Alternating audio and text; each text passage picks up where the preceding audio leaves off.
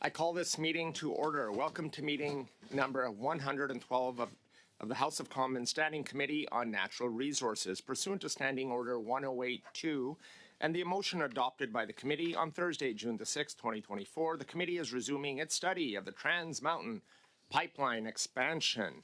Today's meeting is taking place in a hybrid format. I would like to remind participants of the following points. Please wait until I recognize you by name before speaking. All comments should be addressed through the chair. Members, please raise your hand if you wish to speak, whether participating in person or via Zoom. The clerk and I will manage the speaking order as best we can. Now, I would like to welcome our guests appearing with us today. The Honourable Chrystia Freeland, Deputy Prime Minister and Minister of Finance. The Honourable Jonathan Wilkinson, Minister of Energy and Natural Resources. From the Department of Finance, Greg Reid, Assistant Deputy Minister, Economic Development and Corporate Branch. From the Department of Natural Resources, Kimberly Lavoie, Assistant Deputy Minister, Jeff Labonte, Associate Deputy Minister, and Scott Clausen, Director of Petroleum and Biofuels Division, Analysis and Operations Branch. Welcome to everybody. We'll start with our opening statements. Minister Freeland, you have 5 minutes for your opening statement. Okay, je vous remercie, Monsieur. First of all, thank you, Mr. Chair. I'm very pleased to be here before your committee. Our government approves of this TMX expansion, and knowing that we were doing a necessary project to ensure its development and sustainability for the economy in Canada. Areas where the project is delivering positive results for Canada. First, this project is helping to ensure that Canada gets fair market value for our resources.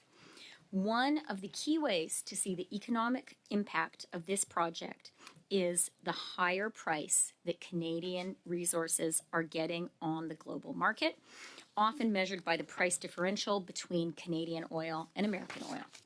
In 2018, the price differential between each barrel of West Texas Intermediate and Western Canadian Select peaked as high as $50 a barrel. That's a discount representing almost 70% of the WTI price on every barrel of WCS sold.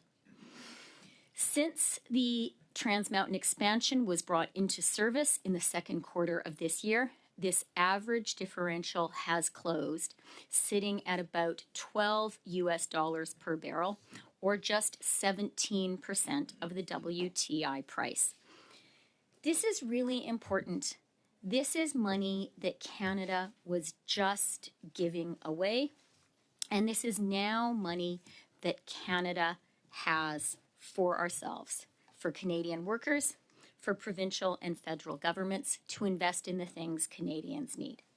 Second, this investment contributes to good jobs and economic growth across Canada. Canadian workers in the oil and gas sector earn, on average, about $3,000 per week, almost 2.5 times the average weekly earnings in Canada overall. The Bank of Canada has estimated that the Trans Mountain expansion will increase GDP by about 0.25% in a single year. That is a considerable boost to our economy. All of this means good jobs and more revenue for federal and provincial governments that can be used for public services that really matter to us, like healthcare, education, and housing infrastructure. L'oléoduc a également un impact positif sur l'industrie. They will also have a very positive effect on manufacturing industries in all of Canada by providing a sustainable price for the energy. Steel producers, for example, will use our own petroleum or gas in Canada. This is but one example among other examples of how the opportunities and advantages will flow from this change in Alberta. This is a national infrastructure project which will improve our economy and job prospects. Get Canadian resources to world markets, even as the Western Alliance is constraining Russia's access to global markets for its oil. In a very real way, this project is helping us to support the brave people of Ukraine and to constrain Putin's ability to fight against them. And fourth, this project is an important step towards economic reconciliation with Indigenous peoples. Indigenous peoples have benefited from the project and will continue to do so. Am I done? Is my time up? Oh, okay, great. During construction, Indigenous people represented 10% of all workers on the expansion. Over 20% of construction contracts went to Indigenous contractors, resulting in more than $6 billion awarded to Indigenous businesses and partnerships. Monsieur le Président, il est clair que le nouveau... It's clear that the expanded network will present economic opportunities and benefits for Canada. Its acquisition, its construction, and its operation is an important investment in the Canadian economy today and for years to come. Workers, it's good for our economy. It is good for our national security and the security of our allies. It's a project Danielle Smith and Rachel Notley both support. I think that is really evidence that it's something in the national interest. I'm glad we were able to get it done together. Thank you, Minister Freeland, for your opening statement. I'll now go to Minister Wilkinson for your opening statement. You have 5 minutes. Thank you, and thanks for the invitation to be with you today. Immediately prior to 2015, major projects simply could not get built in this country because Stephen Harper and his Conservative government gutted environmental protections and sidelined Indigenous voices. They eroded the confidence that Canadians had in environmental processes in this country. This was true in the case of many major projects, including the Trans Mountain Pipeline expansion. When this government came to power, we did so with a commitment to ensure additional examination and consultation in the review and a medium-term commitment to restore the integrity of federal assessment processes. 156 binding conditions relating to safety and the environment were placed on the project, and an Indigenous Advisory Monitoring Committee was established. In 2018, a new government of BC made a commitment to use every tool in the toolbox to halt TMX. Its actions created such uncertainty that the project proponent decided to walk away. The federal government intervened to ensure that this project, one that was and is of national significance, would be completed. The project has generated and will continue to generate significant economic benefits for Canada. During construction, 37,000 jobs were created and 25% of contracts awarded were to Indigenous businesses and partnerships totaling $6.5 billion. In operation, TMX is having significant positive economic impacts. The Bank of Canada says the project will increase Canada's GDP by up to 0.5 percentage point. Ernst & Young says the project will result in $38 billion in additional provincial royalties, $21 billion in corporate income taxes, and $127 billion in GDP increase over the next 20 years. And the price differential, as the Deputy Prime Minister said, has narrowed by several dollars, and analysis shows this could further narrow by the end of the year. Every dollar the differential narrows is equivalent to $1 billion added to our economy. I think all members would agree selling our energy at a discounted rate and not enabling Canada to extract full value for his resources is not a good idea. And this was a very key rationale underlying the construction of the pipeline. As I noted, the pipeline was built with an emphasis on ensuring safety and environmental protection. Shipping oil by pipeline rather than by rail is far preferable, both in terms of safety and emissions. We also worked hard to ensure TMX would be fully compatible with Canada's climate plan. All emissions associated with pipeline construction, operation, and the production of oil that flows through the pipeline have been accounted for in the climate plan. Notre plan climatique est l'un des plus complets au monde. Our climate plan is one of the best and most comprehensive in the world, addressing emissions in all sectors of the economy, including oil and gas.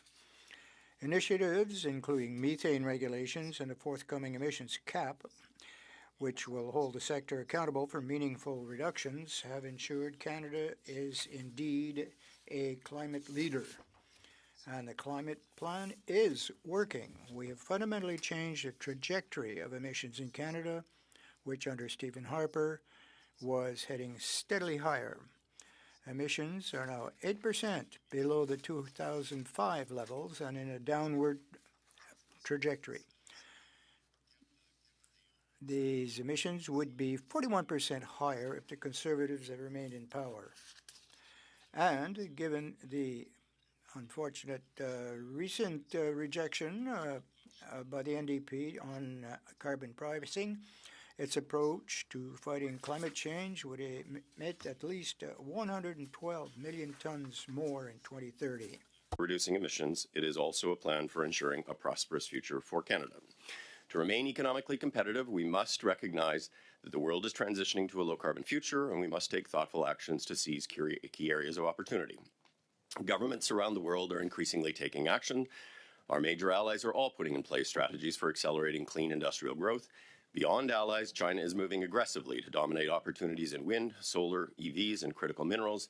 China's major bet on the energy transition is something that should be a wake-up call for those politicians in Canada that continue to pretend that future prosperity lies in pursuing pathways the energy transition is fundamentally disrupting as we speak. TMX was and is a project of national significance. It is producing significant economic benefits for the country and is ensuring that as we transition to a low-carbon future over the coming 25 years, Canada is extracting full value for its natural resources. We have ensured that it is consistent with Canada's climate plan and our drive towards a net zero future. And with that, I welcome your questions. Thank you, Minister.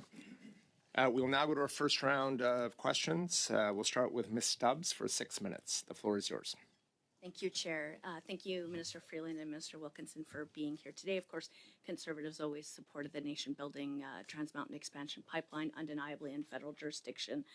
What we advocated, though, was for the federal government to assert federal jurisdiction and the rule of law in order to ensure the private sector proponent could get that pipeline built on their dime and on their schedule. Mr. Freeland, do you agree with StatsCan from last Thursday's report that if Canada didn't have contributions from oil and gas right now, that Canada would be in a recession? The strength of the Canadian economy today, in the past, is very much built on our oil and gas sector. I absolutely recognize the value that it brings in terms of jobs, in terms of revenues, in terms of our trade balance.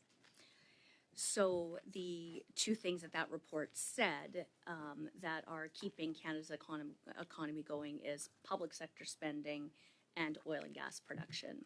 The problem is that because your government has killed two other potential export pipelines in Northern Gateway and Energy East, and only now is getting the Trans Mountain Expansion built and starting to operate as a $34 billion liability on taxpayers, pipeline capacity is actually full, which will automatically cut production, Canadian energy businesses, jobs, and opportunities. So based on that, how can the Liberals and your anti-energy, anti-private sector colleagues possibly justify imposing an oil and gas cap on Canada, a job-killing oil and gas cap on Canada?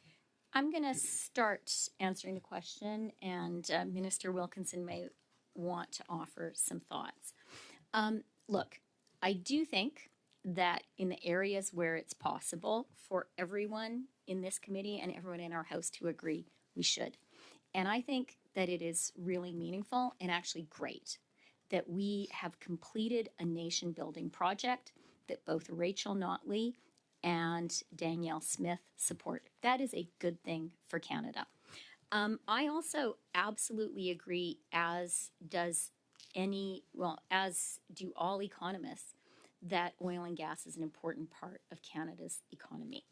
Having said that, my question was it about is emissions. having said that, it is absolutely inappropriate for Conservatives to criticize our government when it comes to pipelines. We got a pipeline built to Tidewater. Conservatives did not. That is the reality. This is a nation-building project. I think you there was in the Calgary Herald, Minister Freeland, there, I in the asked you about Calgary the Herald, there emissions was cap. So a potentially you senior could ask this Alberta question. energy Does the leader United talked about this States- as a does the United nation-building States, project, Canada's biggest and competitor it and was our government customer, that got it because built. of your lack of getting pipelines done, does it self-impose a job-killing oil and gas cap on itself? The United States, does it? Key question here is who got a pipeline built and who didn't. So and the the answer is that the our United government States built. does It's not. a nation-building How about project Mexico? that is How contributing about Mexico? meaningfully Does Mexico impose to an our oil and national gas emissions prosperity cap on and to it? good wages for Canadian workers. I I'm asking think about that an is a your record emissions I am cap. proud to stand on. Okay. I'm happy to answer the question I'm about asking the emissions Minister cap. Freeland, Mr. Wilkinson, thanks for your the emissions offer. cap has not actually been announced to date, but it is both an important part of reducing carbon emissions in line with what Minister science tells us we Wilkinson, must. Can I ask you to hold 1 sec? We have a point of order. Go ahead, Mr. Falk, on a point of order. Member Stubbs specifically asked a question to Minister Freeland, and I think it would only be appropriate and proper for Minister Freeland to answer the question and not Minister Wilkinson. I would say that the emissions cap actually You need falls to within know. my area of authority. And sorry, Minister, Mr. Falk, I'm going to ask you to hold a sec. To address your point of order, procedurally, a question was asked to Minister Freeland, but the emissions cap does fall under Minister Wilkinson's mandate and jurisdiction. So if you want a specific question on that, I think that is appropriate for Minister Wilkinson to answer. But, you know, I will go back to Ms. Stubbs because it is her time to ask the questions. But I would allow, this is a good reminder for committee members, if you ask a question, allow the ministers to answer so they can give a fulsome answer to the question asked. So, Ms. Stubbs, I'm going to go back to you, and if you'd like to direct that question Thanks, over Chair, to- and I certainly will when the question is actually answered. So, Minister Wilkinson, can you confirm whether or not Canada's biggest competitor and customer, the United States, whether the OPEC producers, Canada's biggest competitors in hostile regimes, whether Mexico, Canada's North American competitor, whether Norway, whether European countries, whether countries in South Africa or South America impose on themselves a job-killing oil and gas emissions cap? Can you confirm? Well, it is a cap that is actually intended to drive employment in oil and gas producing areas in this country. There will be thousands and thousands and thousands of jobs created because of the initiatives around carbon capture and sequestration, the implementation of methane reductions. It will strengthen the long-term competitiveness of the industry, which the world is moving towards lower carbon, irrespective of what the UCP says, which on the weekend has decided that climate change is not an issue anymore somehow. It is something that actually will help us to reduce emissions. No sector gets a pass, but it also is going to strengthen the competitiveness and create jobs and economic opportunity in Alberta, Saskatchewan, British Columbia, and Newfoundland and Labrador. And in truth, European countries are all backing away actually from these policies because they're causing unreliable and too expensive. But that's actually essentials not like true. Energy, power, That's and not true. fuel. It is absolutely it is not true. If you actually is- watch what the rest of the country is doing. It is and the not truth true. is that there is no other oil and gas producing country on You earth just talked about Europe. Europe is imposing this actually policy doubling on down on itself. the energy transition because it's Germany both is an firing energy back up on security coal- and on a coal, climate issue. And Sweden has announced a suspension of of order, all sir. activities Okay, towards their goal. Ms. Stubbs, I'll ask you to hold. We have a point of order. Go ahead. Mr. Just Tory. for the sake of translators, we have two people, Minister and the person who's asking the question, Ms. Top, talking over each other. I'm just, aside from allowing the minister to respond or the question to be finished, I'm worried about the translators. Yeah, thank you, Mr. Jawari. It's a very good point on a point of order that you've raised. Colleagues speaking over each other does not make the jobs of our interpreters any easier. It makes it much more difficult. So I'll address you, sir, in 1 second. So I would ask Ms. Stubbs, with your time, to ask the question, but also allow the minister to have time to answer the question, reasonably in a reasonable amount of time. And I hope that addresses your concern and the concerns of this committee member as well. Mr. Howland, on a point of order. Thank you, Chair. I agree with my colleague, Mr. Jawari, about showing respect for our interpreters, but I hope, Chair, that you would see in the last exchange, Ms. Stubbs actually had not gotten to her question, and it was the minister that interrupted her. And I would also ask the minister to please respect the interpreters and let Ms. Stubbs finish before he attempts to answer the question. Thank you, Mr. Howland, for providing that and agreeing with Mr. Jawari. I just will say that Minister Wilkinson was interrupted as well through providing his answer, so it goes several ways. I would ask all colleagues to ask and allow an answer from the minister. I think we can set the ground rules that we can give them enough time to make sure they can give a fulsome answer to the very important questions they're asking. You got about 20 seconds left, so I'm going to turn it back over to you. You can get a quick question in if you like, and we can move forward. Thank you. The reality is none of those countries are imposing a job-killing oil and gas emissions cap on themselves because they know it will hurt their people and their economies. And your collective failures after 9 years on pipelines have maxed out pipeline capacity. Those combined will cut production, oil and gas production, jobs, businesses, and money from Canada, no matter what you say. And that is actually the truth about what is occurring here. And you do owe it to Canadians, especially the small and medium-sized producers, operators, Indigenous communities, and contractors, who all together, including with chambers of commerce and other private sector proponents, are saying your emissions cap will damage Canada catastrophically. And Minister, we are at time, but I can give you, if you have a 5-second answer there, you can provide to that 10 seconds. Go ahead. I didn't ask a question, I made a statement. Go ahead, if you'd like to provide a short answer. The fact is, our government built a pipeline to Tidewater. The Conservatives failed to do so. And as a point of fact, the capacity is not yet fully utilized. That's the fact. Thank you, Minister. We'll now go to Ms. Lapointe. Ms. Lapointe, you have 6 minutes, and the floor is yours. Provide a fulsome response to the, I wasn't sure if it's questions or statements, we're not quite sure, but if you can please provide that fulsome response now, especially as it relates to what we're seeing some of the European nations do around this area. Thank you. So I would say, as I started to say, the oil and gas emissions cap is part of a broad approach to addressing the climate issue in a manner that actually will create jobs and economic opportunity. No sector gets a pass if you actually believe that the science of climate change is real. And I think 99.9% of scientists do, even if Danielle Smith's party does not. At the end of the day, oil and gas represents 31% of emissions in this country. It must begin to go down, just as transportation and electricity and everything else. But if you are thoughtful about this, not backward-looking from an economic perspective, but forward-looking from an economic perspective, you look to see how you can actually extract value from that. Decarbonized oil and gas is going to have value in a world that is moving towards low carbon. And many new products like low carbon hydrogen and a range of other things are going to have markets that are going to be there for people who actually are thoughtful about moving forward. At the end of the day, we see this very much in Europe, which is continuing its transition towards a low-carbon future, and that is why they are coming to countries like Canada for critical minerals and for hydrogen and a range of other things. It is important for us to respect the science of climate change, but also to look to seize the economic opportunities of the future. Thank you, Minister.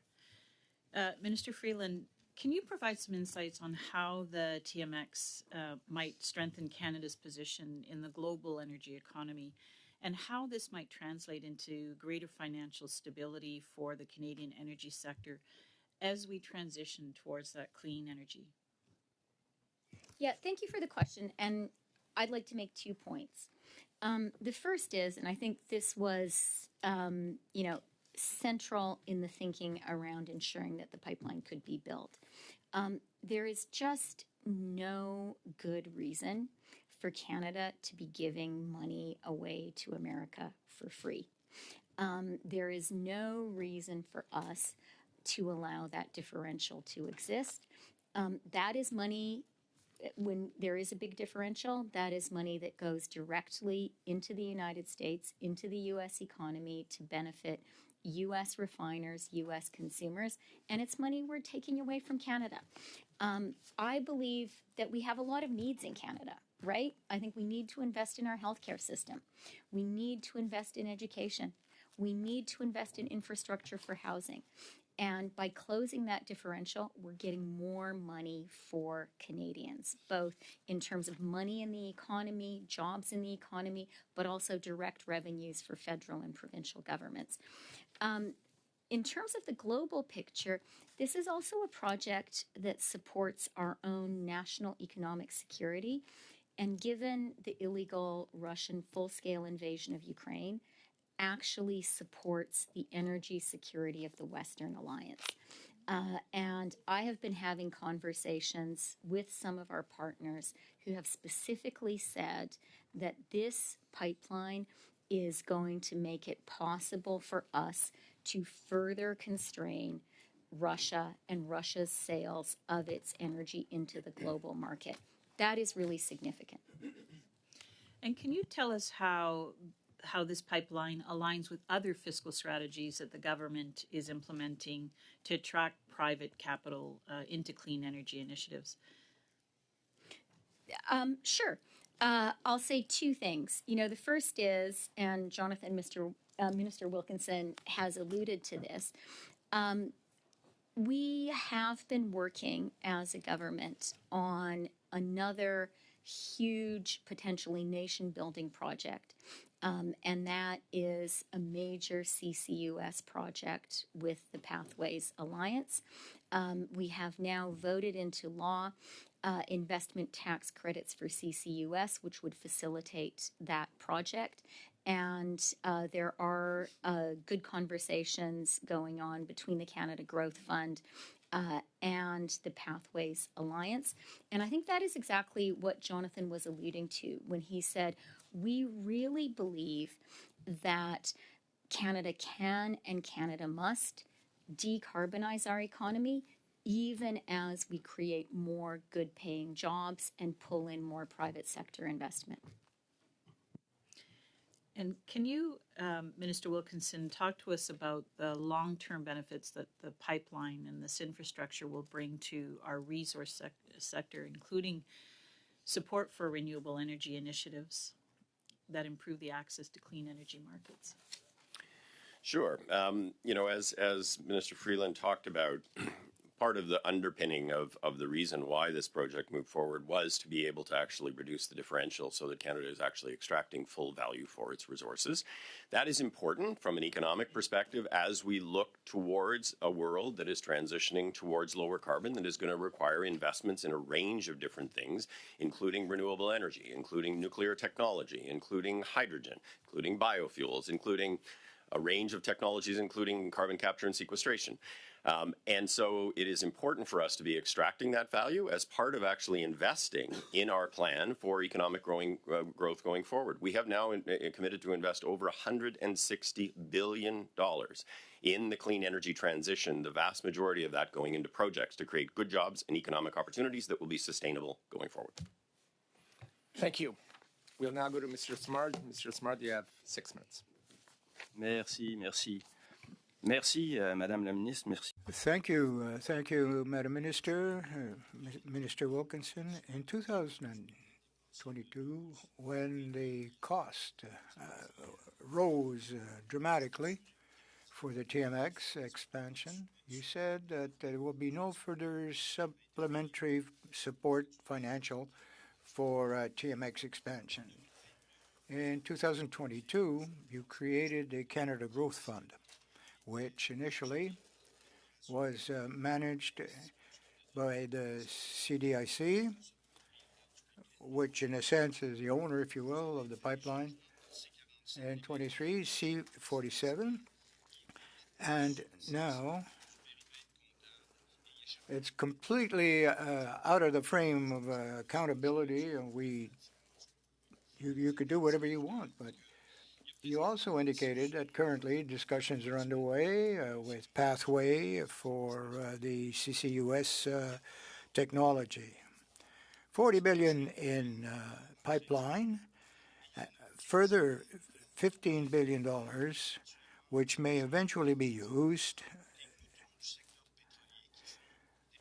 for these gluttons of the petroleum sector who are looking for these dollars. Can you reassure us and Canadians and Quebecois the $15 billion that's there will not go to the petroleum sector? Thank you for that question. And allow me to explain what the Canada Growth Fund has already done. Significant investments. Now, we're talking about this $15 billion because for the petroleum sector? Well, I'm talking of a number of investments. There's a company called Evertt, a world leader in geothermic technology. The first project, they have their headquarters in Calgary, and one of their first projects is in existence today is in Germany, which is a country, of course, very much committed to clean replacement energy sources. Well, I'd only like to know $34 billion for the pipeline, the PBO, that at $21 billion, it wasn't affordable at that price. So 34 for a pipeline credits, $2.5 million, and seemingly the Canada Growth Fund may in fact develop or invest 15 billion more. The chair, CEO of Suncor told us that they're making a real effort. We're putting too much into the transition process. And Canada's investing indecent amounts of money to support the petroleum sector. What I'd like to hear from you today, and that in this new Canada Growth Fund, not a cent will go to the petroleum area. Well, I'll correct one of your comments that has to do with the affordability of the pipeline. Let me be clear. So this is a program which will be beneficial for Canada. In an article from the PBO, he believes that the federal government, Canadians, all Canadians will get a profit of $4 billion to $8 billion in benefit from these investments. And today, it can be shown that this will, in fact, give us a return on investment to Canadians, to Quebecois, to Albertans. Can you guarantee that Canadian Growth Fund will not invest in the petroleum sector? Are you going to make? I believe you have a press conference on emission levels today at 11, and that you're prepared to invest colossal amounts of money. Electrification, which shows up in the budget, is one of the most ambitious plans of the federal government. Well, I believe that $34 billion plus $12.5 billion plus another $15 billion for one sector of the economy is completely shameful. If we want to reduce the carbon intensity, well, if you keep producing and producing petroleum,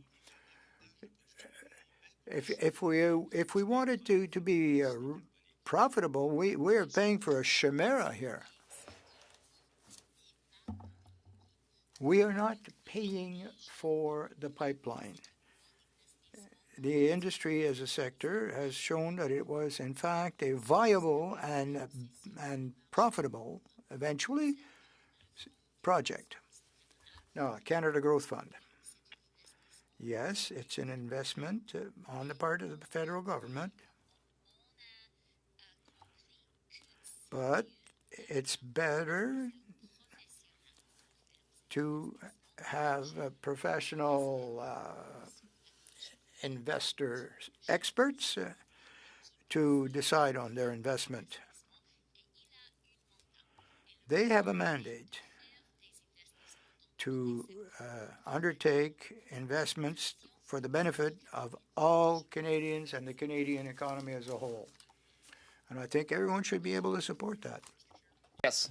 My apologies, but I was trying to listen to the the minister's comments, and Mrs. Stubbs was having a side discussion with Mr. Patzer, and she seems to do that quite a bit. I'm wondering, given that the Point of ministers order. are here, we'd all like to hear each other, and I would just like to ask my honorable colleague to not talk while the minister's responding. Thank you. Thank you, and I'll address your point of order, Mr. Patzer, after I deal with Mr. Schiffke's colleagues. There, you can have conversations, and if you want to have conversations around the table, you can take them outside the room or in the back corner, or whisper maybe at a very low voice if there's a conversation you need to have with one of your colleagues. But I know it can be disruptive for colleagues if there's cross conversations that are interrupting your focus and attention. So thank you. I'll go to you, Mr. Patzer, on a point of order. Yeah, thank you very much, Mr. Chair. I mean, like that's pretty ridiculous, is what that is, right? That wasn't even a point of order, Mr. Chair. Colleagues always have little conversations Can you tell amongst me themselves what your at the point table. of order is, Mr. Patzer? My point of order is that he's deliberately trying to waste time, and this is not even it wasn't even relevant. We can have conversations about what's going on in the room here, and we don't need him to be So- uncle paternalistic Thank here you, on everybody. Mr. Patzer. And to add to his point of order, members, like, we're all doing a job here for So, debate, thank you, Ms. right? Stubbs. Mr. Kitchens. Patzer, on your point of order, we are doing our jobs, and Mr. Angus is waiting patiently so he can do his job. I will ask colleagues, let's not be disruptive. Let's focus on the committee meeting that we have today with the ministers. I'm going to go to you, Mr. Angus. You have 6 minutes. Thank you. Thank you, ministers. A simple question, Ms. Friedland. Do you believe there's a direct connection between increased fossil fuel burning and the climate catastrophe? Of course. Oh, good. Because everybody I've asked who supports TMX says there isn't. So I just want to know where the buck stops on this. Because I remember when the Prime Minister went to Paris, he made legally binding commitments. You know, Canada's back. Since then, oil production in Canada has increased 41%. Thanks to TMX, we're going to see Cenovus will increase from 800,000 to 950,000 barrels a day. Heavy bitumen is going to increase 500,000 barrels a day. I noticed that you mentioned all the positive things, but you didn't mention climate. Do you think that all this increased oil is going to have an impact on the climate? Mr. Angus, with like total sincerity, I respect you so much, and I respect the work you've done for many years. That's not the question. No, I don't I care know if you that, but- respect me or not. Do you Well, think I care. Do you think that fossil fuel burning is going to have an impact? The increase, yes or no? I care, and here's what I want to say. We can have a climate plan and an economic plan that go together. We can have a plan for working people and good jobs in Canada and for energy security and for climate at the same time. And I want to quote one of your colleagues who I also respect, Heather McPherson, who says, "The NDP has always been the party that supports the working class. Absolutely. We will always make sure that we don't leave the workers behind. One of the things we've learned is if we don't balance protecting the climate and protecting Alberta workers, you don't get buy-in." I agree with that. I would love to have a Heather McPherson here in your position, but she's not.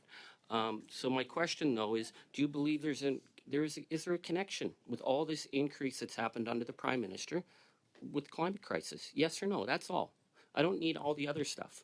No, the reality actually is our government has bent the curve for the first time, and we are simultaneously having economic growth and emissions going down. Yeah, That but is not in the oil a sector. huge accomplishment, So- and it is an accomplishment that all sectors need to contribute to. Okay, and they thank are. you for that.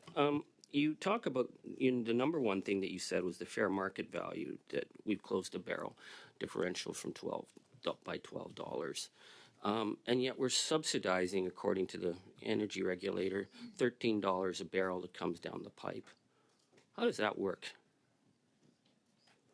I'm glad you talked about the price differential, and I'm going to quote I'm actually another asking about great NDP us woman. subsidizing. This I don't is care Rachel about the differential. Notley, and I hope you care what Rachel Notley has to say, because I what actually Rachel care what said you is have to say. Do money you that believe should that we be should going. be spending 52% for every barrel of bitumen should be paid by the public and not Cenovus? Yes or no? I don't think that that's what's happening, Mr. Angus. Well, that's what the Canadian Energy Regulator told The us. reality is that this pipeline, purely as a financial transaction, is of benefit to the people of Canada. Trevor Tombe, who I hope we will all agree Okay, but is a how is it reliable that- economist, Is there any has pipeline estimated in the will world make that 4 to subsidizes 8 52% of billion- the cost of every barrel? Yes, like, I disagree with that assertion. I'm making that up. No, but I think that it is a misapprehension of the situation. Okay. The Canadian PetroChina just Energy. pulled- Maybe I can just add one Sorry, thing. I'm So Mr. I'm going to Angus. ask, I've given some leeway here, and I just want to make sure interpreters can interpret the conversation, the question back and forth. Mr. Angus, if you can ask and just give enough time for an answer, and we can go back and forth as much Fair as we play, like, fair play. just so the interpreters can have the ability to interpret. Absolutely. Anyways, Ms.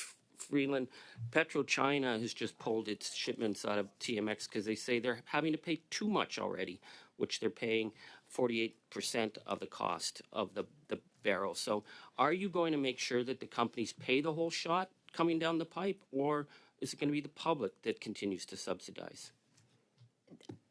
I could not disagree more strongly with the assertions implied in your question.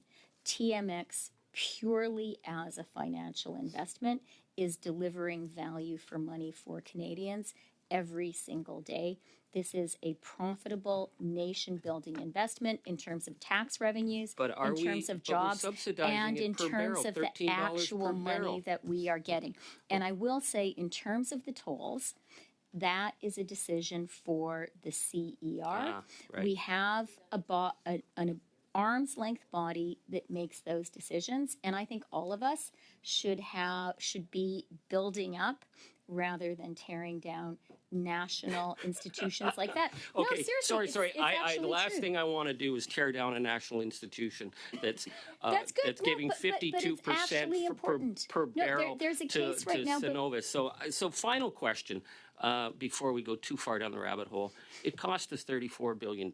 Are you going to get that money back, or are you going to strike the debt as some kind of national reconciliation, fighting Putin, saving the planet initiative? Are we getting our $34 billion back, and how are we going to get back if we're not getting 100% of the tolls? So first of all, Mr. Angus, I object very strongly to a mocking reference to fighting Vladimir Putin. He is the biggest menace to global security. And that's got right now. nothing to do with No, but bitumen coming down the pipe. This is what you brought into this. Your question, This is okay? what you brought into this Now, whole in terms- conversation. So are we getting because our it's $34 relevant. billion back? Because it's relevant, and I At didn't say it the tolls. mockingly. In terms of the actual value, I am, and let me be categorical, I am very confident that Canadians will get a good deal on this. A They good already deal. are, Will we get the and they will. $34 billion I'm very back? confident we will, yes. Okay, So- thank you very much. Time's up. Thank you. We'll now go to Mr. Helen for 5 minutes. You have 5 minutes, sir. The floor is yours. Thanks, Chair. Minister Freeland, how many jobs, Canadian jobs, will be lost with your job-killing oil and gas cap? I was under the clearly mistaken impression that we were here to talk about the TMX pipeline, a pipeline which we got built and the It's very Conservative fair government that a didn't. minister comes to And committee. since we're open to talking sharing. about jobs, I'm Ask glad whatever to we'd point like, out especially being in natural 35,000 jobs were resources. created during the building of the pipeline. Okay, And well, that's great. how many jobs will be lost with the emissions cap? I just need the number, Minister. There will be tens of thousands of jobs created as a result of the emissions cap. If you just I look just at need a number. the How many- Shell how Polaris many jobs will project, be the created? Strathcona project, the Pathways project that we all hope will move ahead, all the jobs that were created through the implementation of methane reduction What's technologies. the number? This is an enormous opportunity that will create tens of thousands of Tens of jobs in Alberta. thousands? You What's see the it with number of Linde, that? you see it with Air Products, you see Minister, it with Dow and Minister, the first what's the net zero number? petrochemical facility, you see it with the Imperial biofuel facility. I just My need the number. goodness, I mean, go and have a look at what's I happening on just the need a ground. number. If you don't have the number, just say so. Tens of thousands.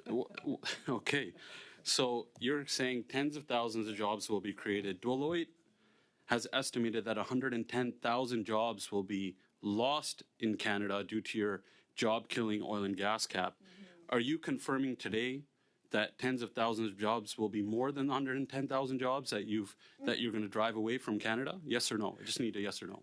Look, the oil and gas cap is intended to incent economic activity and the long-term competitiveness of the oil and gas sector while doing what we need to do to address the climate issue. It is So very I'll take that as a disturbing no. for I have a me very that the limited amount Conservative of Party time, of so Canada I'll have to go on. increasingly seems to So- be a group of climate deniers. Minister, At the end your- of the day, you have Minister, to actually your address that non-answer- issue and address it in a manner that's going to create economic opportunity. Your questions are Your ridiculous. non-answer- At the end of the day, Point of order. We have Ms. Stubbs. We got a point of order. You know what? Once again, colleagues. I wouldn't deign to Ms. lecture Stubbs, anyone about I want to decorum, answer your but point of just for order. your If I could ask you to consistency. just pause, thank you. Colleagues, once again, question and allow time for an answer. Just so, Mr. Allen, you have time to ask your question, and the minister has time to provide a fulsome answer to your question. So if we can, Okay, I'll take my work time within back those here. parameters, Fair I enough. think everything goes I'll move smooth. on because Go the ahead. minister obviously, with his non-answer, proves that he admits that the jobs will not be recovered, the ones that he's going to lose with this emissions cap. So I'll move on. And I think it's important to note that it's my constituents and Albertans who are going to be impacted the most with this oil and gas cap, that they know how many jobs will be lost, because most of them will be out of work in that field because of you. Minister Freeland, you preside over one of the worst GDP per capita growth since the Great Depression. Can you confirm that you've done an impact assessment that what this oil and gas cap will do to your deficit? Okay, there are so many untrue statements embedded in what you've said, so I'm going to have to go after them one by I just one. want an answer to my question. Have you done an impact assessment I actually wasn't given a on chance to GDP answer. and GDP per capita growth? I just need that answer. I didn't So, ask for anything else. once again, Mr. Allen, you've asked your question. I want to give the minister an opportunity to answer your question. Minister Freeland, please go ahead and provide an answer. It is absolutely appropriate for me to make clear the falsehoods embedded in your question. It is not okay for me to just drive by those. So I'm going to go through them systematically. Just the GDP per capita, is it not the worst? If that was the only growth since the Great only Depression. question you wanted to ask, you didn't need to offer all of the false fluff to begin with. So let me go after the fluff. It would be nice for you So, to answer let so me we go- could move on. So, Mr. Allen and Ms. Freeland, if you could get direct and answer the questions that he's asked and provide an answer. Floor is I'll yours. be direct. Thank you, Chair. Well, So I'll move on. no. Hold on, Mr. Allen. I want to give Minister Freeland a time to answer the question. So, Minister Freeland, briefly provide an answer Briefly, to the please. question. I simply can't let the falsehood stand. So first of all, you began by saying something untrue about what my colleague Minister Wilkinson said. Minister Wilkinson was very Give an clear answer. that we believe that our policies are both bringing down emissions and bringing good jobs to Canada and Which is Canadians. not true. Okay, We Minister, believe since you're we not going to can answer, and must I do have about a both. minute left. In terms I'd of like to move on. GDP, since we're here Minister, to the talk dollar- about the no, you Canadian didn't dollar actually. is at You didn't order $72. share. So we have a point of to answer. order, Minister Freeland, and I know you're going to the GDP answer, but I have a point of order from Ms. Yeah, I Stubbs. would just note the bizarre spectacle of extremely powerful elite ministers of the government of Canada, of a G7 So, country, Ms. constantly Stubbs, that's not a point of constantly order. shutting down and cutting off both women member of parliaments and an ethnically diverse So, a member of parliament. So Chair, perhaps these guys who love to play gaslighting. identity Okay, politics so, should just answer the question. Colleagues, first of all, Minister Freeland is also a strong woman in the government who's here answering questions. Yeah, I certainly don't think she has a problem with the let's heat. not target members based on their gender or their ethnicity. I'll ask everybody to let's everybody just take a wanna deep play breath and identity tone it down a politics, that's notch how it works. so we can get back to the issue at hand today. That's the Trans Chair, I Mountain only have a little Pipeline bit of expansion. time. You do, Mr. Helen, have time. so I I'd like have to it on move on to hold. my next but question. I do add a point of order I have to Right. address. I'd like that Minister time back. Freeland, a brief. I want to give you a chance to answer on the GDP brief, and I'm going to go back to you, Mr. Helen, on the GDP answer you're just about to give, and then we'll go back to you. Okay, TMX, which we're supposed to be here to talk about, is adding 0.25% to Canada's GDP. That is important. In the G7, Canada will have the second strongest GDP growth this year, and the IMF forecasts that we will have the strongest GDP growth next year. And it looks like we're achieving a soft landing after the greatest recession since the Great Depression. Minister, That's something we just should all to be correct your celebrating. falsehood, you said 0.25% in GDP. In fact, your gas cap, oil and gas cap, is going to take a 1% hit to our GDP, according to Deloitte. You can shake your head all you want, Minister Wilkinson, but that's the truth. Yeah. Now, the dollar is trading at $72 right now. In your budget, you had projected WTI would be at $78. Currently, it's at $71. In the PBO recently said you will blow through your projected budget by $7 billion, which we know because either you can't do math or you can't manage or both.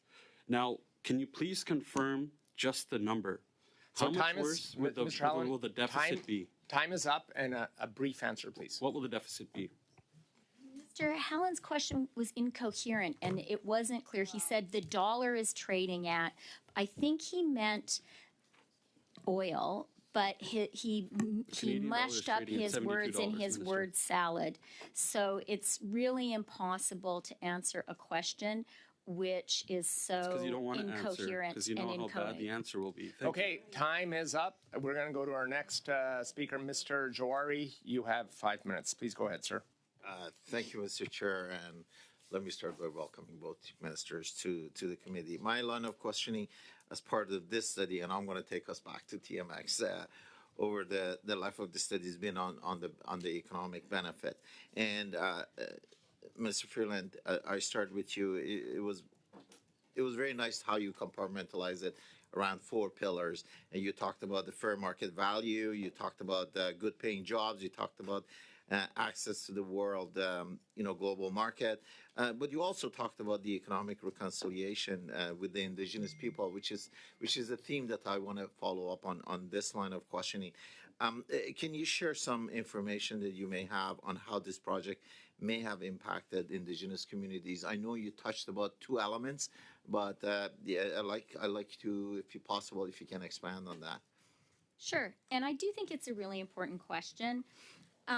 And if there are Canadians listening to us, I would really like to ask them to see past the ritualized jousting and the incivility here, and to recognize that there are some things that have happened with this project that I think every single MP elected to the House of Commons should be celebrating, and every Canadian should celebrate. I think there aren't that many things we all agree on. I think this is a project we should all agree, as I think the committee has heard, is in the national interest. It helps our economy, it helps workers, it helps our economic national security. And it also is a project in the direction of economic reconciliation. I really believe that historians are going to look back on recent years and say Canada has turned a corner in the relationship between Indigenous peoples in Canada and the economy. And one of the things that I am the most excited about is moving towards putting Indigenous prosperity at the center of the relationship of Indigenous people with with governments and with companies. And this project is part of that great shift. To give you some numbers, during construction, $6 billion was awarded to Indigenous businesses and partnerships. $690 million was invested in 69 MBAs signed with 81 Indigenous groups. This is real economic, this is really about Indigenous prosperity. It's about Indigenous people participating directly in the economy of our whole country. That is a really good thing. I hope we'll be seeing more of it in the future. Thank you. And to both ministers, Mr. Freeland explained the economic, and I'd like to go to the process and specifically to the consultation process. And I think that will lead to some of the other questions that I'm going to ask Minister Wilkinson. Can you talk about that consultation process and how did it start and how did it evolve and where it is now? Thank you. As I said at the beginning, I mean, one of the challenges that this government faced in coming to power in 2015 was the fact that the previous government had gutted environmental assessment processes and essentially had eroded the social license to be able to get any projects, major projects built in this country. That was true of communities, but it was particularly true with Indigenous communities. We made a commitment to address this in the context of the continuing work that was being done on Trans Mountain, but we made a commitment to actually fix this process more generally. That was what we did through the Impact Assessment Act. One of the most important things, changes made in the Impact Assessment Act, was early engagement with Indigenous communities on all projects that are subject to a federal environmental review. That is very important to ensure that communities understand and have an opportunity to weigh in. But we also went beyond that and said many of these communities actually are really interested in being participants in projects, whether it's hydrogen projects or critical minerals projects or transmission lines or a range of other things. And we created tools like the Indigenous Loan Guarantee Program to allow access to low-cost capital for Indigenous communities to be partners in these projects moving forward. We heard a lot about regulatory uncertainty and that the role that it played. With whatever time is left, can you expand on that and how we will manage it as we go into future national building projects? Short answer, please, because we're near the end of time. I think this is a good example of how we can get big projects built in Canada, big nation-building projects that are good for governments, that are good for the private sector, that are good for workers, that are good for Indigenous people. Thank you. Thank you. We'll now go to Monsieur Simard for 2.5 minutes. Oui, Madame Freeland. Thank you. Minister Freeland, I kind of spotted a few contradictory items in what you've said. In a major world fora, we predict that petroleum consumption will be on the downside. And I think that your numbers are based probably on an increased consumption of petroleum products. Second point, I've heard your colleague, Mr. Guilbeault, said he wanted to put an end to fossil fuel subsidies. I think you found a new way of doing it through the Canada Growth Fund, which is direct support to the petroleum sector or fossil fuels. It's not quite as categoric as what I heard from Mr. Guilbeault, but do you think that the support of Pathways project is a subsidy? No. So CCUS is not a subsidy? No, it's not. It's an investment. It's an investment in the Canadian economy, which is a good, wise investment, good for the planet as well as for the country.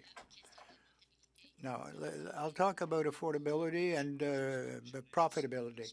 No, but I'd like to know, why have the enterprises they've been signaling quite frequently that low-carbon petroleum is not profitable? Now, people who invest, they assume a certain risk. And if we talk about the sector and petroleum, there's no risk involved. It's the government that's paying for it. You're assuming the risk. The government there's two projects have been complete fiascos with public funds, and now we see tax credits, $12 billion in credit. And the Growth Fund is going to be supporting them further. So, it's the public sector, it's the government, it's the taxpayer that is supporting, is assuming the risk. Clearly. Otherwise, the social aspects won't be there. I'm completely convinced that it's going to succeed, and we will have an industrial sector which is vibrant and profitable. But to do that, we do need to invest as a government. And if you believe with the decarbonization, we can't believe we're going to attain decarbonization without investing something. All the major economies worldwide who really are looking towards decarbonization, they're supporting their industries in order to achieve that objective. We're doing it with the aluminum sector, we're doing it with the steel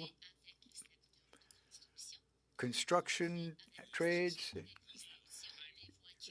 and electric vehicles, for example, as well. If we want a strong economy and a clean environment at the same time. 2.5 minutes. Thank you. The PBO has stated there was no business case for TMX, and he said that the numbers that you used were based on a 100-year operating lifeline, which is pretty fun math, I would say. Is that what you're basing that we're going to get our money back on? Is in the next 100 years? No, not at all.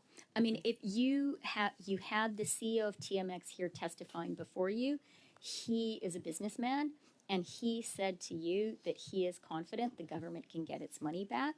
Trevor Tombe, who is a reliable economist and a very good and objective one, has also written and testified that he thinks this project, the project itself, not even talking about all the tertiary benefits, Because is it's costing going to between $581 and $1,248 per household. Is that? Yeah. I'll get you the Simon Fraser report. Don't worry. I'll send it to you. It's pretty straightforward. That's a big chunk of money.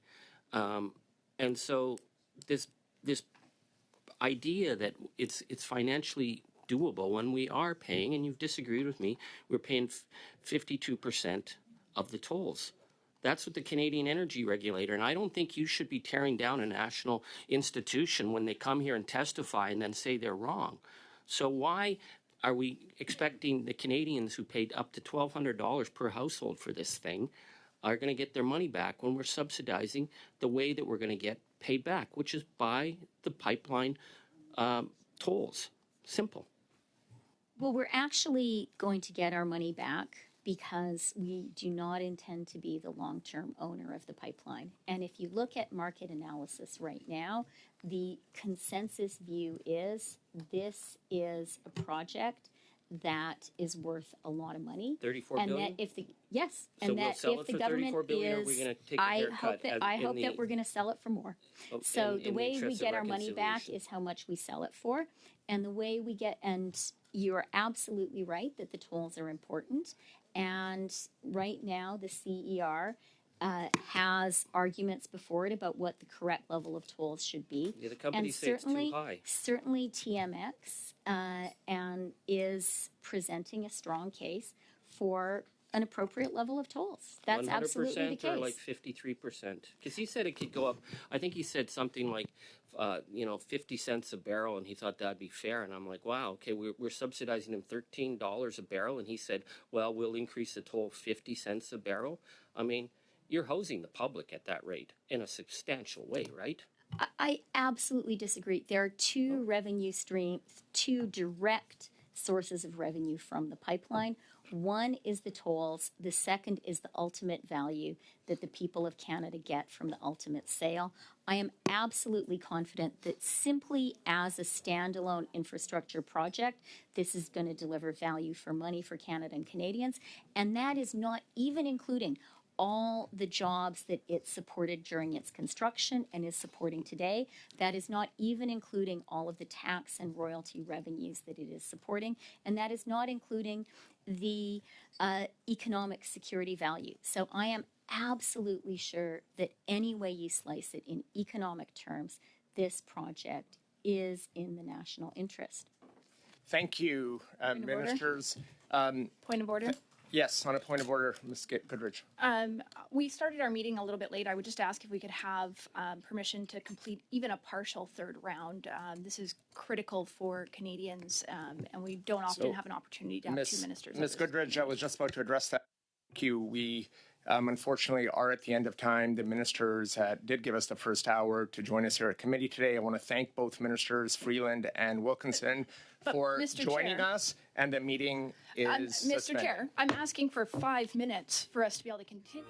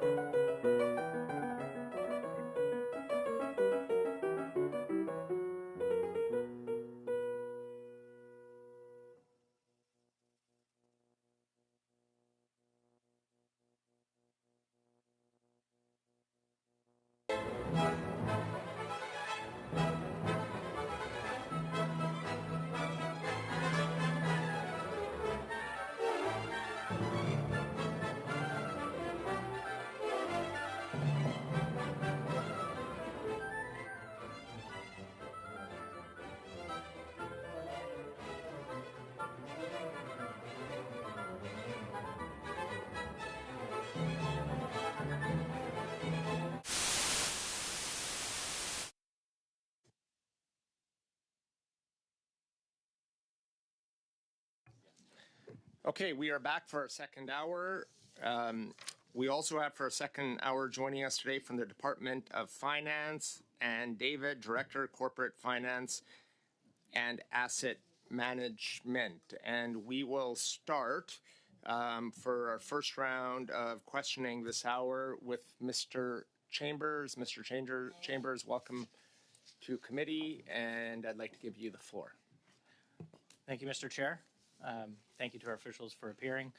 I just want to get a better handle on the process by which the asset is valued. My understanding is that the entity that owns the asset or that controls the asset, CDEV, has a methodology that is a third party provides a methodology which valuation is then confirmed by an external auditor.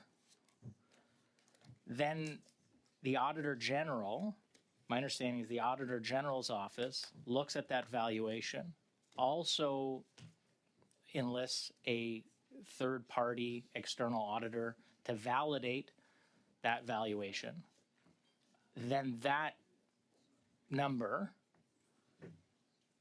is rolled up into the government's balance sheet. Do I have that about right? There's two external valuations, an evaluation by CDEV and an evaluation by the Auditor General? Yes, let me just sort of say it back to make sure we're saying the same thing. So CDEV has audited financial statements. So a third-party firm audits CDEV's financial statements, including its subsidiaries, which includes the Trans Mountain Corporation. That can be subject to an Auditor General special examination, but is not every year. But it is available to do for that to happen. And so when the financial statements are presented and tabled, they represent that audited third-party audited financial statements, yeah. Okay, thank you very much. You mentioned that the Auditor General's office may review that valuation. Could you confirm the last time that it did review that valuation and signed off on it? Yeah, they signed off this year. Okay. And in fact, my colleague was just correcting me that it is every year that the Auditor General signs off. They do sign off every, okay. So I understand. So it should be very unlikely then, I would think, that there would be a surprise write-down in valuation, correct? I mean, if you have two external auditors plus the Auditor General's office plus CDEV, we should be very, very confident that there won't be a surprise write-down in the future, correct? Yes, there was a significant amount of attention this past year on the financial statements, on all of the financial statements, including the carrying value of this asset. Okay. My understanding is the government's already written down the goodwill portion of that investment rate, about $1 billion. Yes. Okay. So if there is a surprise write-down, what do you think should happen to ensure the integrity of the accounting process along the way? I'm concerned that we're going to be in a situation where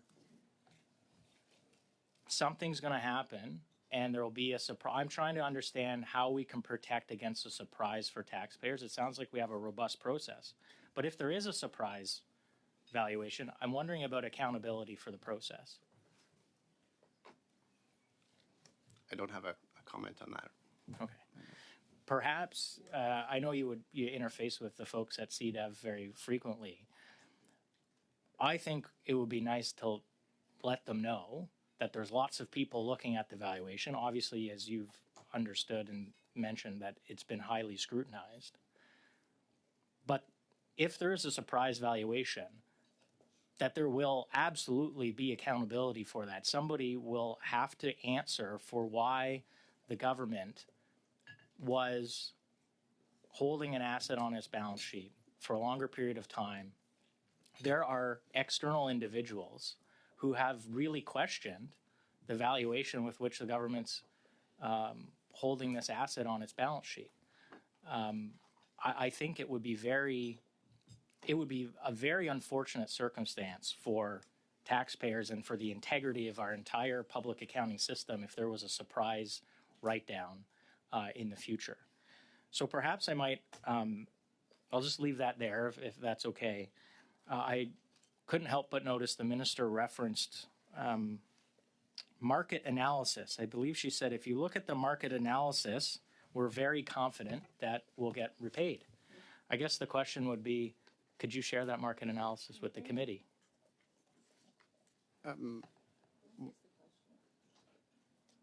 So, we have publicly available sources that have been cited even at this committee. There's been, news articles. The fact is that to date, we have been very focused with Trans Mountain on starting the operations of the pipeline. As I think you heard from Mr. Mackey, there's a few Fair enough. uncertainties. I'm gonna run out of time here. So I guess the question is, the minister referenced market analysis that she's seen. I'm asking if you could provide that market analysis that she was relying on to the committee, both public and private information that has flowed to the minister's office in a briefing note. You can follow up. pretend like we freedom of information requested, and you can redact whatever you like. But that would be very helpful if the minister is going to reference those materials. The second and final question would be, is there an economic impact statement about jobs that might be lost with respect to the announcement today on the emissions cap? I might ask my colleagues. So the proposed emissions cap, I think, is going to be announced later today, according to the media aspects. Just asking if you've done an economic impact analysis. You'd have to ask the Department of Environment and Climate Change. Finance isn't interested. We are in at economic? the end of time of this round. Thank you. Hope we can pick that up later. We will now go to Ms. Lapointe for 6 minutes. Go ahead. Thank you, Mr. Chair. Mr. Reid, when we had the CEO of TMC here, he talked about being both a disciplined buyer, but also a disciplined seller. from your perspective, what do you think this means? No, thanks for that question. I think there's a number of uncertainties facing the pipeline right now that with a bit of time will start to become more and more certain. And as we know, evaluation of an asset like this involves a number of criteria for which a buyer will want more and more certainty, and they'll be willing to pay more. In particular, I would cite the tolls process that's underway at the CER, so that will underpin the revenue stream that will come from this asset. And so more certainty around that will come with the conclusion of that process. I think that's a really important piece. The track record of the pipeline, and it's been good so far, but that is important for a potential buyer to see some operations over a period of time that will occur. The uptake on the spot capacity, so the 20-year contracts of up to 80% of the capacity are highly valued and certain for 20 years. But to see how much above that is filled in the pipeline will also allow someone that might be interested in acquiring the pipeline to understand better what the value could be. So I think Mr. Mackey is thinking of those factors, and that with a certain amount of time, that will become more certain and allow us to better understand the high value of the pipe. You mentioned that the CER will be reviewing this project. Can you give us a sense of when will this occur and the process around it and the parameters? Around the tolls process?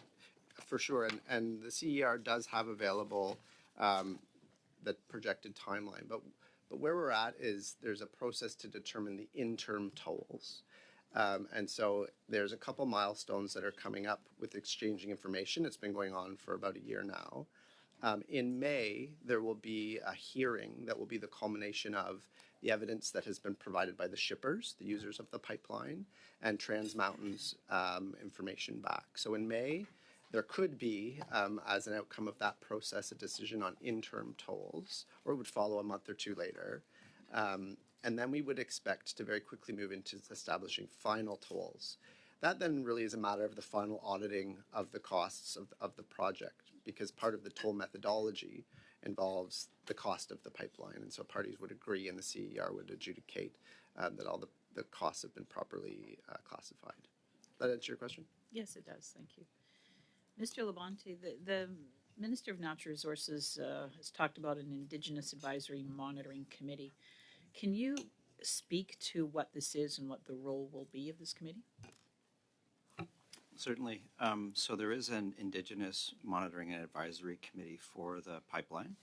And its inception was when the pipeline was first approved. That committee is comprised of federal officials, Indigenous communities throughout the pipeline route, and the CER. And they focused their attention on, at first it was about reviewing the conditions that were set for the project to proceed. Then it was through the monitoring of the operations and of the existing pipeline, because there was an existing pipeline, it was being twinned. And then it was the construction activities related to it. And so within the Indigenous Advisory and Monitoring Committee, there are subgroups related to marine shipping, for example, to emergency response, to community engagement, to safety of the operating. And so there are different groupings of federal regulators and Indigenous communities working together to kind of examine how the CER is looking at the pipeline and how the conditions are being met and when those are presented to. So when the pipeline was approved, it has a set of conditions that have to be approved before it can actually proceed with construction and then eventually move forward with the opening. So that that monitoring committee has now been in place, I believe, since 2017. So about 6 years. It was recently renewed in the budget so that it could continue its activities over the next number of years as the pipeline moves to operation. So this project is often spoken about in the context of energy transition. How is Natural Resources Canada supporting the energy transition in the form of renewable energy?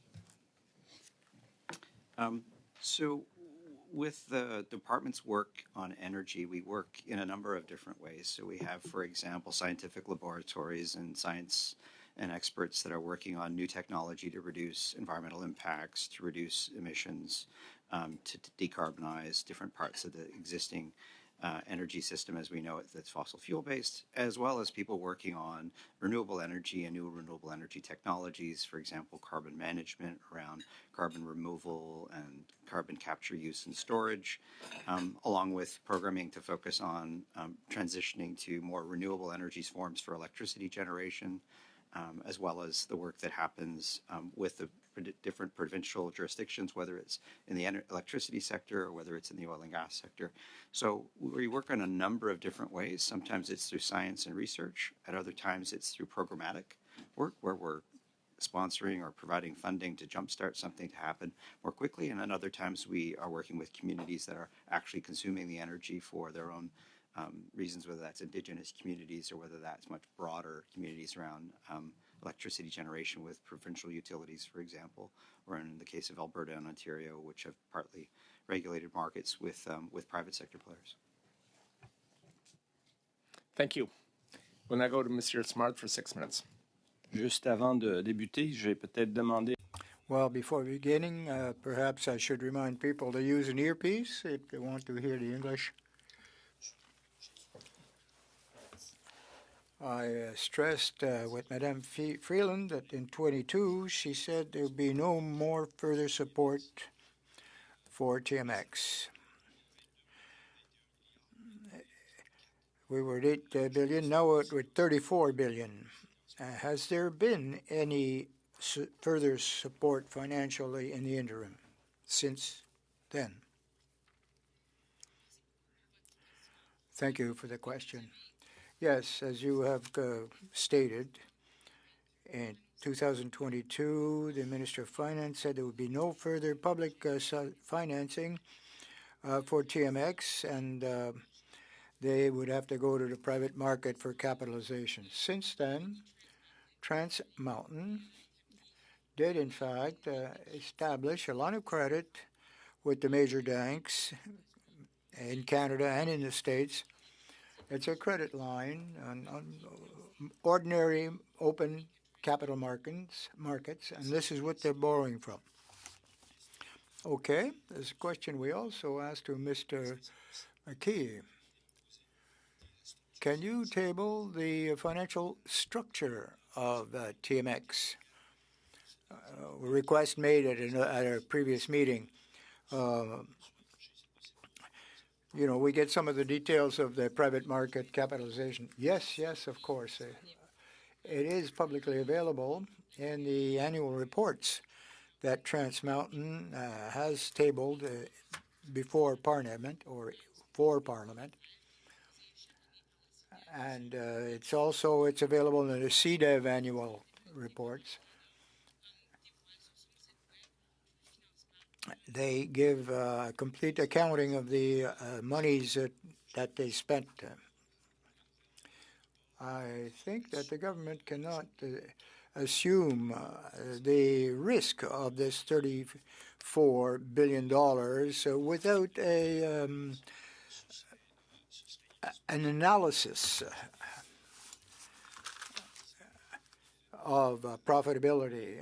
Now, BMO apparently have conducted such a report, and they were using a timeline, of course, of 100 years. And they concluded that the pipeline would be profitable in 100 years. These compatibility or analyses. Well, I'll repeat what Mr. Gregory has said.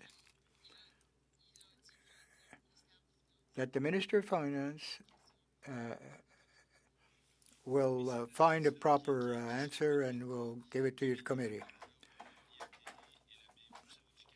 But the BDO report, did they really did the analysis for over a couple of 100 years before it could become profitable? Well, the minister and the department will follow up on that. How do you explain the very different conclusions of these analyses?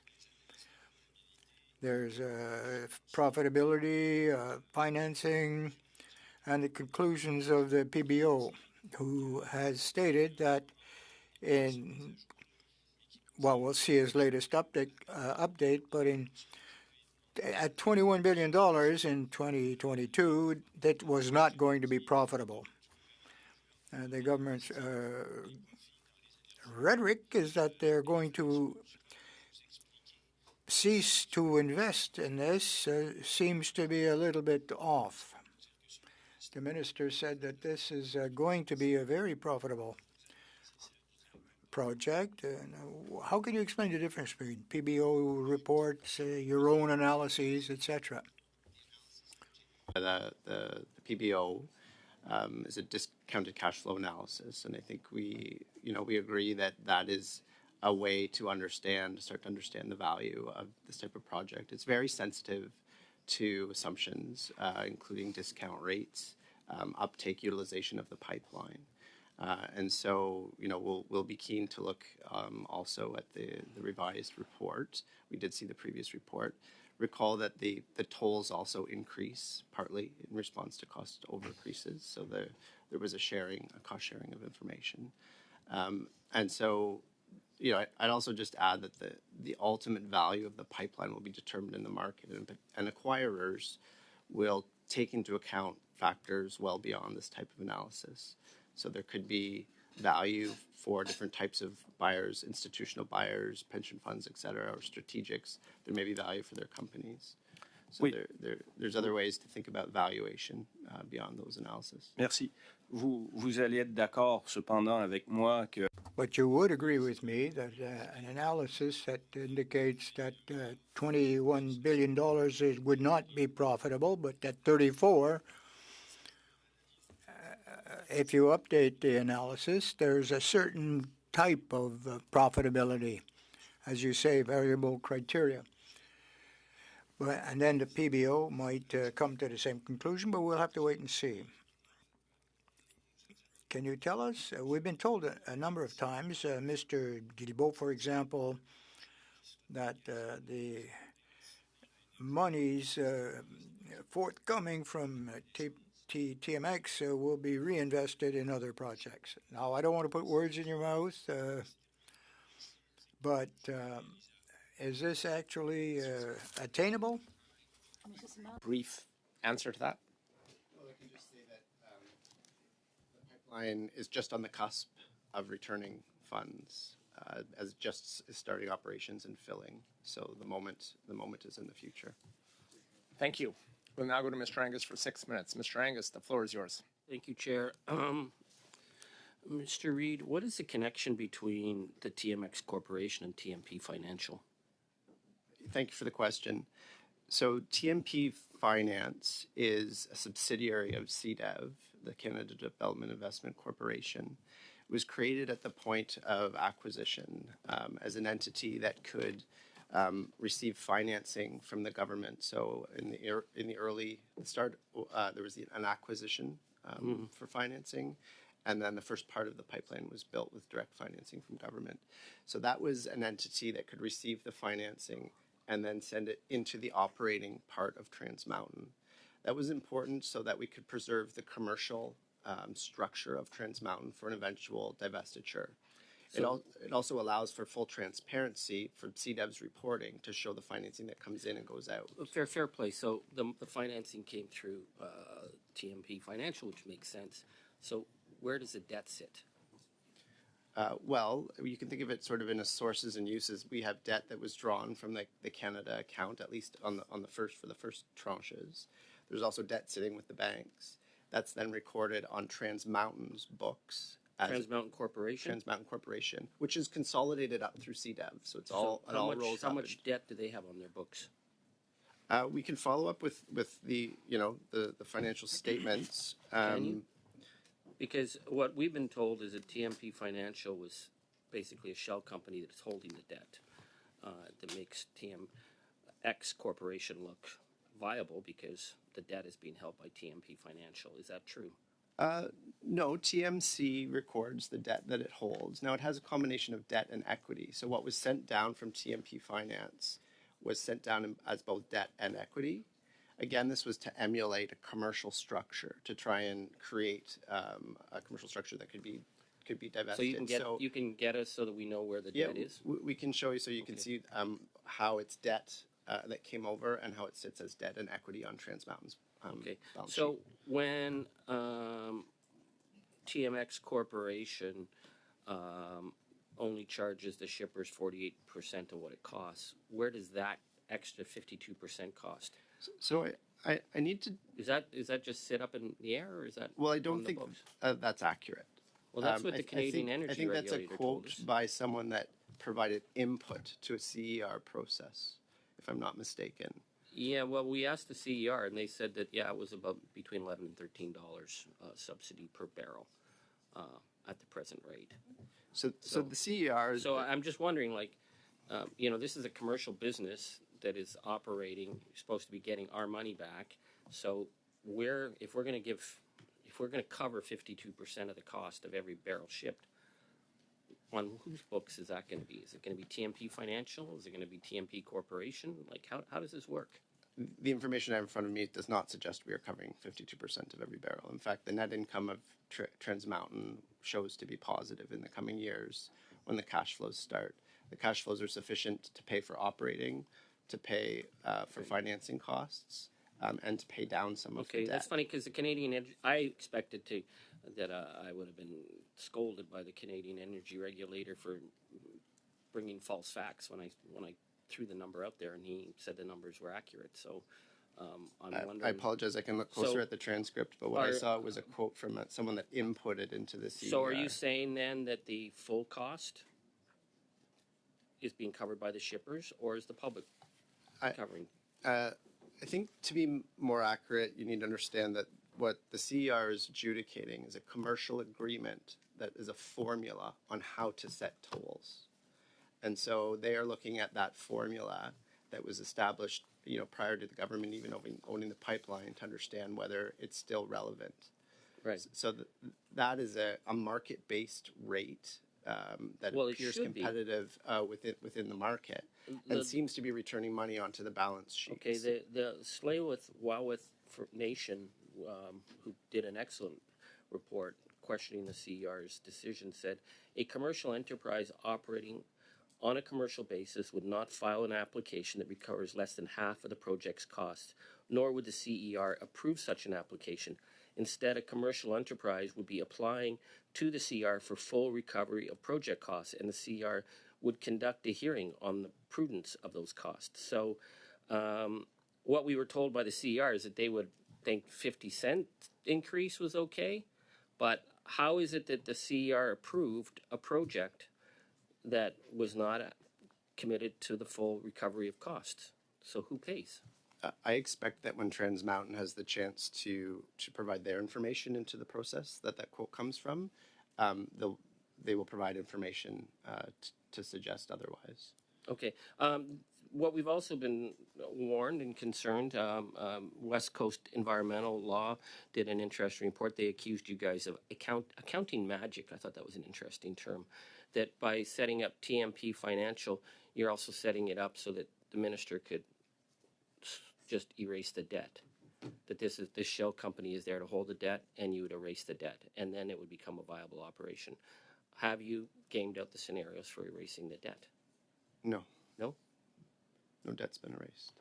No, I didn't say it was erased. I said, have you gamed out the scenarios? Because that's what one of the scenarios of the reason of having a shell company hold your debt is that then you could just erase the shell company, and boy, oh boy, suddenly So- it's a viable operation. Mr. Angus, time is up. Thank If you. you want to provide a short answer, go ahead. If you have anything. No, to we add. haven't gamed anything out. All right. Thank you. We'll now go to our next round, and we'll start with Mr. Patzer. Mr. Patzer, you have 5 minutes. Thank you very much, Mr. Chair, and thank you to the officials for being here. I just want to follow up with the Department of Finance quickly on a line of questioning that my colleague, Mr. Chambers, had.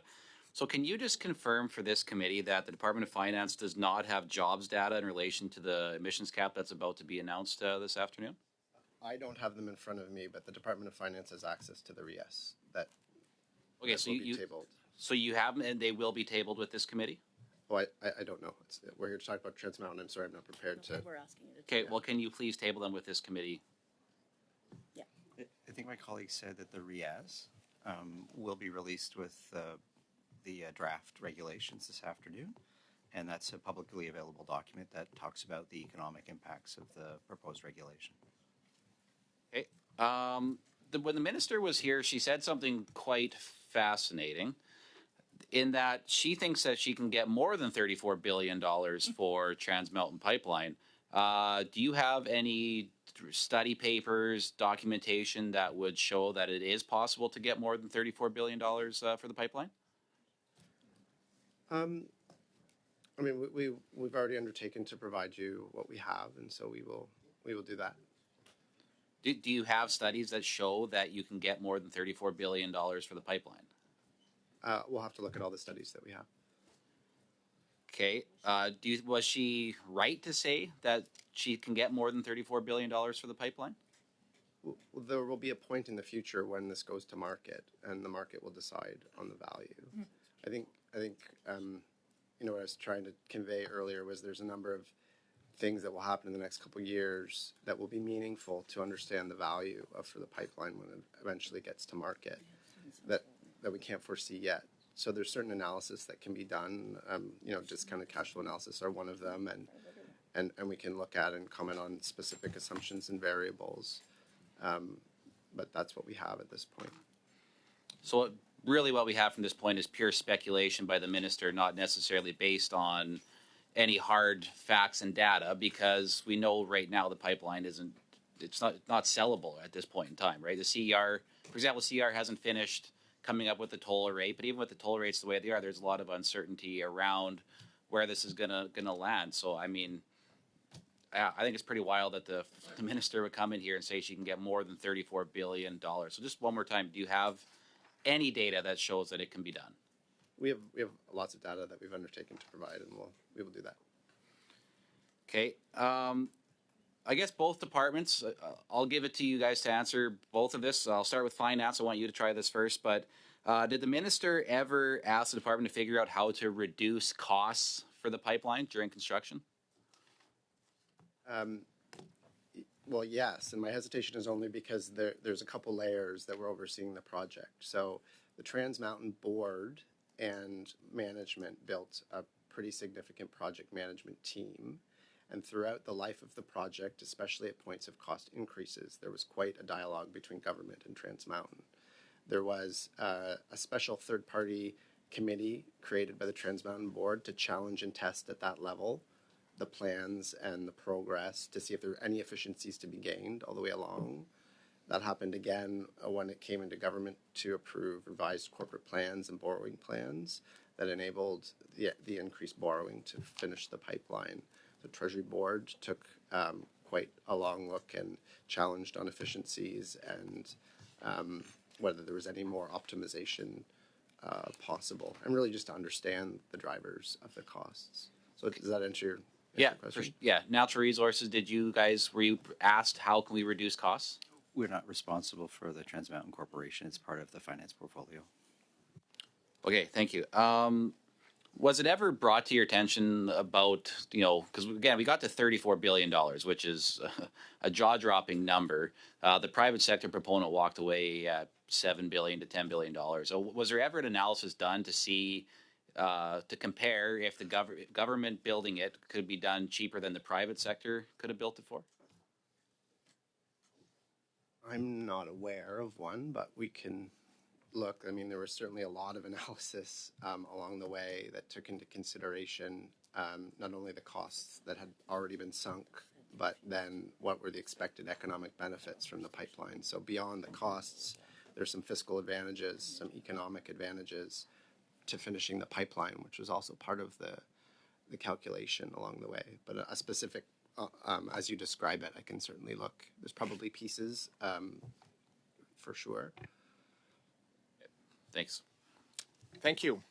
We'll now go to Mr. Jawari for the next 5 minutes. Go ahead, Mr. Jawari. Thank you, Mr. Chair. Thanks to officials for joining us today. In my last line of questioning to Mr. Wilkinson, I ran out of time, at least for him to respond to some of the regulatory uncertainty that played a key role in the delay. both from a timeline as well as the cost overrun. Can you, Mr. Lavonte, can share with us what were some of those uncertainties and how did it translate into a dollar as well as timeline? And what was the lesson learned? We are interested in building, I'm sure our government is interested in building more, nation building projects. And how would that help us? Well, thank you for the question. So I think there's a number of things that certainly added complexity to the project. I mean, one of them was that the project decision had been overturned by the court, and the government needed to reconsider the project. In the reconsideration, the project, the government had to instruct the Canadian Energy Regulator to re-examine the marine shipping and to re-examine the environmental and safety and all of the different components to the regulatory decision-making on the pipeline. And at the same time, the court told the government that it had not adequately consulted with Indigenous peoples, and so the government had to reconstitute its consultation team and to work and meaningfully engage and consult with Indigenous peoples along the route of the pipeline. So those factors, were things that took more time because it added, I think, 9 months worth of examination by the CER, and I think it was close to 10 months, perhaps, for the government to reconsider the Indigenous consultations. Those two things happened in parallel, and in doing so, it required a more thorough assessment of a number of the elements. Of course, those come with benefits, and they come with costs. The benefits would be there was a much more significant examination of marine shipping, the impacts of the proposed tanker traffic in the Salish Sea and the Port of Metro Vancouver area. There were much more sophisticated examinations on emergencies and on species and a number of features. And at the same time, the consultations of the Indigenous groups, 128 of which, happened with a team of federal officials from the Department of Natural Resources, Justice, Environment and Climate Change, Fisheries and Oceans, examining all of the different components that were raised as concerns by Indigenous people. So both of those things were examples of where it took more time and there was some regulatory uncertainty.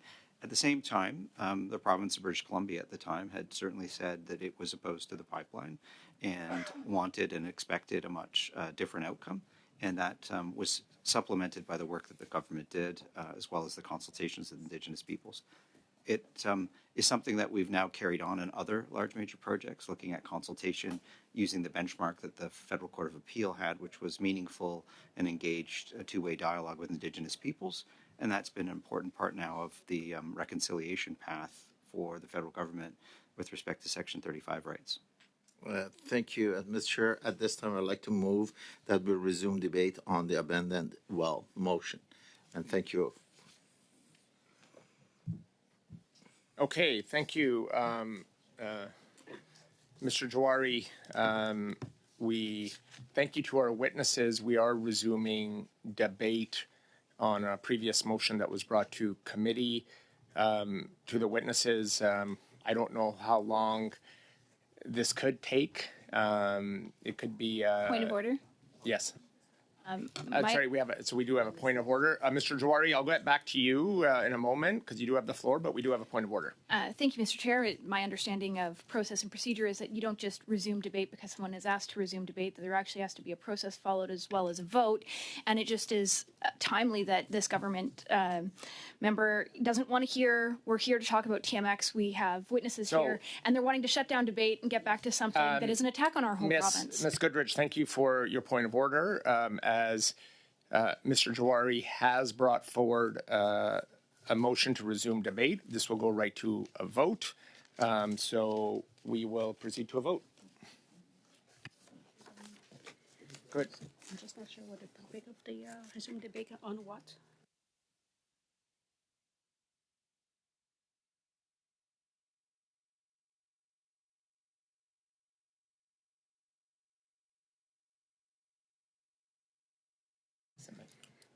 So the vote is to, and it's moved by Mr. Jawari.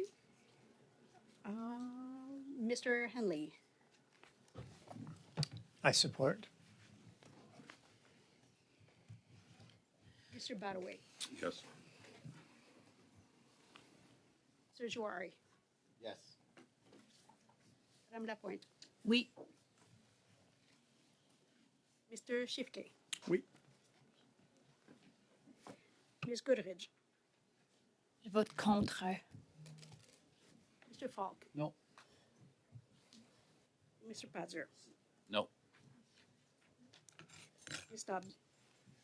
No. Monsieur Simard. No. Mr. Angus. No. Yeas 5, nays 6. Defeated. Okay, so that's defeated. So we will go back to. So we will go back to the questions where we are at. Mr. Jawari.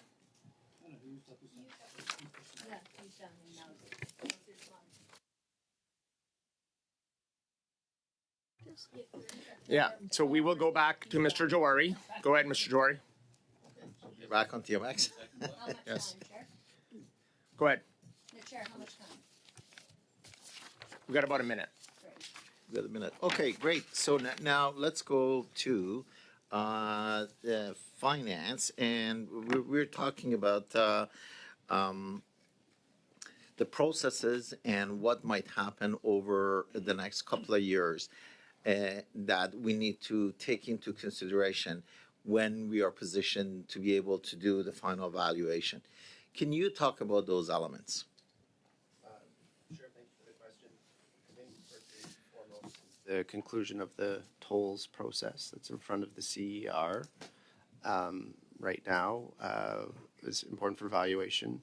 As I mentioned, just the track record of the operations, which has been going well so far, but that will be important for a potential purchaser to understand.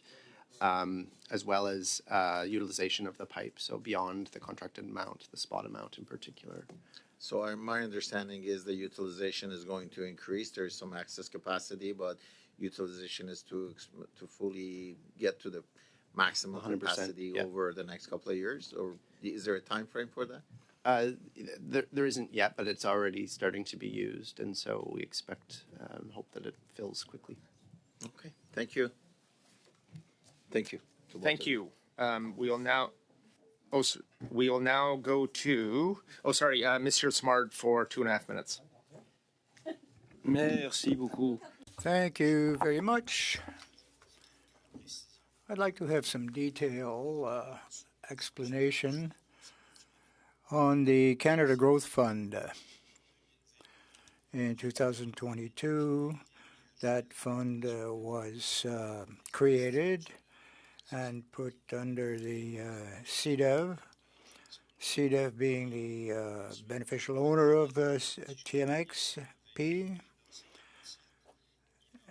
Now in C47, and it fell beyond the scope of accountability and therefore becomes completely outside the control of public responsibility or accountability, such that, it's this fund used by the minister to finance the Pathway Alliance. Is that correct? Thank you for your question, Mr. Simard. What is the framework of the use of these funds? In 2022, the government established the Growth Fund as a Crown Corporation, which is an affiliate of CDEV. It's still an affiliate or a subsidiary of CD. In 2023, the Budget Implementation Act, of course, gave the pension fund would manage these funds. CDEV belongs the project, and professional accountants and investors manage the fund. As for accountability, Fund 60, it's called, is completely under the control of CDEV. Its business plans are presented annually, and the auditors, one of the auditors, is, of course, the OAG. Thank you. Can you table or give us information of the $15 billion initial investment in the growth fund, if any other projects have been funded by this?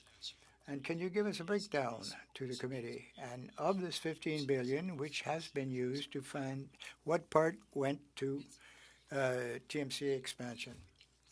Yes, we can give you a list of the investment of this fund, and there is none coming from this fund to Trans Mountain. I'd like to know what the process. Why don't they use the same process from this fund, that is, which is generally used by the Department of Finance to support various projects? We're told that the process isn't the same. Is that correct? Thank you. Merci. We'll now go to Mr. Angus. Mr. Angus, go ahead for 2.5 minutes. Thank you, Mr. Chair. I'm going to turn over to Mr. Morris. First of all, thank you, Charlie. I want to start just by, before I turn a question to finance officials, just bewildered by some of the testimony we've heard from the finance minister today. Her claim is that this project is about economic reconciliation. When we had the spokesperson for the Tsleil-Waututh Nation, whose community is directly affected by the pipeline, he called it economic smallpox. We just heard our finance minister brag about how the leader of the Conservative Party of Alberta supports the project, when her party just passed a motion days ago questioning the most basic climate science about whether carbon pollution even contributes to the crisis that we are in. We also had the finance minister tell us that this is a pipeline. A pipeline is going to add 84 megatons of emissions that is going to transition us to green energy. It feels like I'm in 1984. What we didn't hear is the reality that this pipeline is going to further cause our global emissions to continue to rise when they're already hundreds of megatons ahead of our domestic emissions. What we didn't hear is that the UN Secretary General has already told us that investing in new fossil fuel infrastructure at this stage of the crisis is both moral and economic madness. And it's that point that I want to ask finance officials about, because we've yet to hear an answer on how many years would be required for this pipeline to operate, separate from our children's future, the health risk of spills, the interests of First Nations. Even if we just look at, which to me is absurd to begin with, but if we even just look at the finance implications, media have been asking finance officials how many years the pipeline would need to operate for. PBO tells us it's unrealistic, the 100 years that are being put forward. Their view is that a pipeline only operates for 40 years. Can finance officials tell us how many years does this pipeline need to operate for it to be commercially viable?